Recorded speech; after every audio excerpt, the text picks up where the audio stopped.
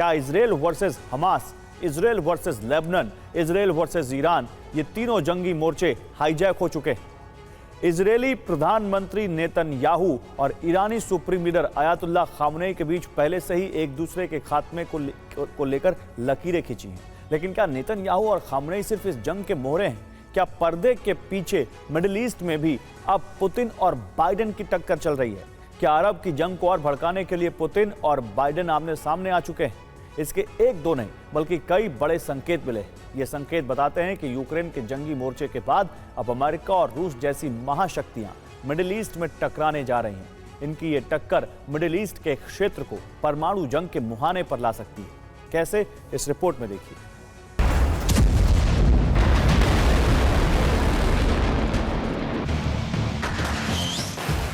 Middle east की जंग अब इजराइल और ईरान नहीं बल्कि रूस और अमेरिका लड़ रहे हैं।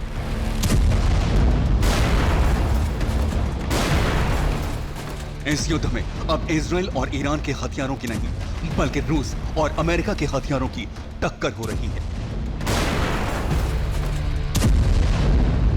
अमेरिकी राष्ट्रपति बाइडेन इजराइल के प्रधानमंत्री नेतन्याहू की ढाल बनकर खड़े हैं।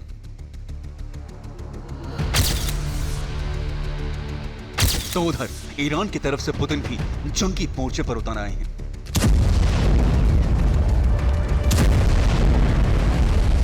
हाल के दिनों में दोनों तरफ से हुई हथियारों वाली मोर्चाबंदी इसका सबसे बड़ा सबूत है।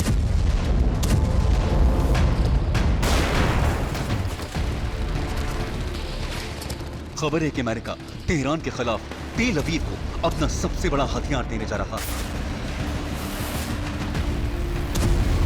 इजरायली मीडिया की रिपोर्ट के मुताबिक अमेरिका इजरायल में सामरिक दृष्टि से अहम ठिकानों पर अपनी terminal high altitude area defence यानी थार्ड मिसाइल रक्षा प्रणाली तैनात करने जा रहा है।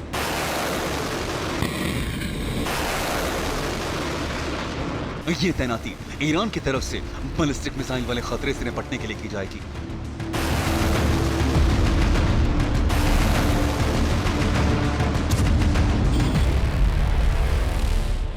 यही नहीं, अमेरिका थार्ड सिस्टम देने के साथ इसे संचालित करने के लिए अमेरिकी सैनिकों को भी इजरायली धरती पर तैनात करेगा।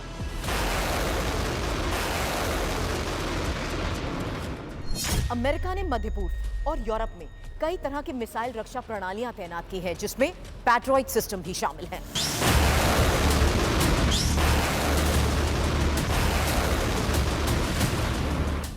अब सवाल यह है कि अमेरिका अपना सबसे बड़ा हथियार इजरायल को क्यों दे रहा है? क्या ईरान के हथियारों का जवाब देने के लिए इजरायल के पास पर्याप्त सुरक्षा कवच नहीं है, या फिर इसके पीछे कारण कुछ और है? दरअसल इजरायल के सामने सबसे बड़ी चुनौती है रूसी एयर डिफेंस सिस्टम का वो सुरक्षा चक्र जो ईरान की सुरक्षा में तैनात है। ईरान में 5 लेयर की सुरक्षा दीवार है।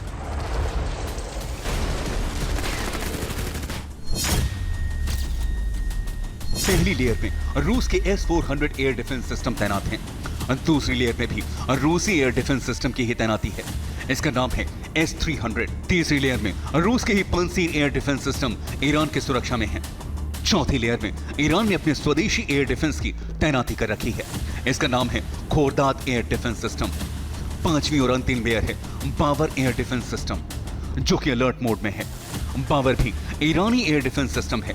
ईरान का ये वही 5 लेयर का सुरक्षा चक्र है जिसे भेद पाना आसान नहीं है। माना जा रहा है कि इजरायल ने जो साइबर अटैक किया है वो सुरक्षा की इसी मजबूत दीवार को तोड़ने के लिए किया है।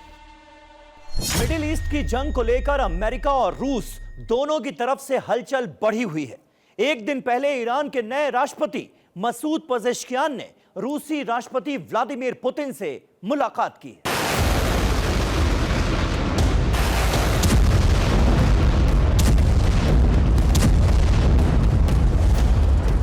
यह मुलाकात ऐसे समय में हुई है जब इजरायल और ईरान के बीच टेंशन बढ़ती जा रही है।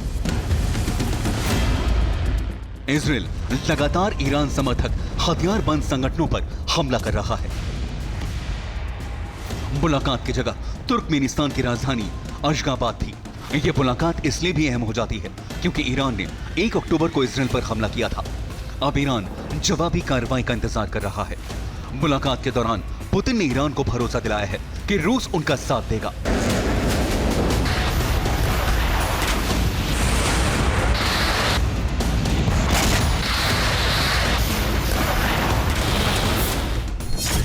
बाइडेन पुतिन की मंशा को अच्छी तरह समझते हैं, इसीलिए उन्होंने इसराइल को अपने घातक हथियार देने के साथ साथ मिडिल ईस्ट के इलाके में अमेरिकी सैनिकों की तैनाती बढ़ा दी है। हाल ही में अमेरिकी वायुसेना ने अपनी एक फ्लीट इस इलाके में भेजी है। यानी हालात ऐसे बन रहे हैं कि यूक्रेन के बाद मिडिल ईस्ट के इलाके में भी अमेरिका और रूस जैसी शक्तियां टकरा सकती हैं। यहां भी नेटो वर्सेस रूस हो सकता है और यह टकराव परमाणु जंग का कारण भी बन सकता है। जिस वक्त अमेरिका और रूस के टकराव का एक और मोर्चा तैयार हो रहा है, उस वक्त 3 दिन पहले ईस्ट एशिया समिट को संबोधित करते हुए प्रधानमंत्री मोदी ने दुनिया में जारी संघर्षों पर चिंता जाहिर की थी और आसियान देशों के बीच समन्वय की बात कही थी। आज जब विश्व के कई हिस्सों में संघर्ष और तनाव की स्थिति है, तब भारत और आसियान के मित्रता, समन्वय, संवाद और सहयोग बहुत ही महत्वपूर्ण है। प्रधानमंत्री मोदी विश्व के एकमात्र नेता हैं जिन्होंने हर अंतर्राष्ट्रीय मंच से जंग का विरोध किया है और बातचीत से शांति वाला समाधान खोजने की बात कही है। यही वजह है कि आज चाहे वो रूसी राष्ट्रपति पुतिन हो, अमेरिकी राष्ट्रपति बाइडेन हो या फिर पूर्व राष्ट्रपति डोनाल्ड ट्रंप, सभी एक सुर में प्रधानमंत्री मोदी की तारीफ करते नहीं थकते। पीएम मोदी की तारीफ करने वाले दिग्गजों में अब एक नाम और जुड़ गया है। वो है पूर्व ब्रिटिश प्रधानमंत्री बोरिस जॉनसन, जिन्होंने अपनी किताब अनलीज्ड में प्रधानमंत्री नरेंद्र मोदी की तारीफ की है। बोरिस जॉनसन ने पीएम मोदी से पहली मुलाकात का जिक्र करते हुए लिखा है कि उनमें एक विचित्र तरह की अलौकिक ऊर्जा है। इस तारीफ का कारण पीएम मोदी की कूटनीति और दुनिया में भारत की बढ़ती स्वीकार्यता है। यहां पीएम मोदी का जिक्र करना इसलिए जरूरी था क्योंकि दुनिया के ज्यादातर नेताओं को लगता है कि वही युद्ध में शांति स्थापित करा सकते हैं।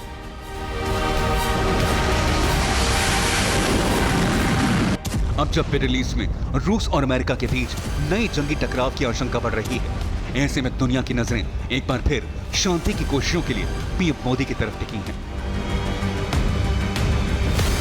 Bureau report, TV9 Bharatvarsh.